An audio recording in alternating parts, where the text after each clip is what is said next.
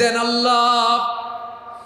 এমন কোন জুলুম নাই, গুনাহ নাই আমি করি নাই, সগীরা কবিরা, জেনে না জেনে, ইচ্ছায় অনিচ্ছায়, শিরকি বেদাতি সব গুনাহ করেছি।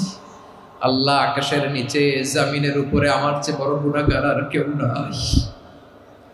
চোখের পানি ছেড়ে আল্লাহরে বলেন, আল্লাহ আমি ছাড়া তোমার গোলামের অভাব নাই, তুমি ছাড়া আমার দ্বিতীয় কোনো রব নাই, তুমি ছাড়া তো কেউ আমার গুনাহ ক্ষমা করার নাই, তুমি আমার রব, তুমি আমার সব। বলতে পারবেন?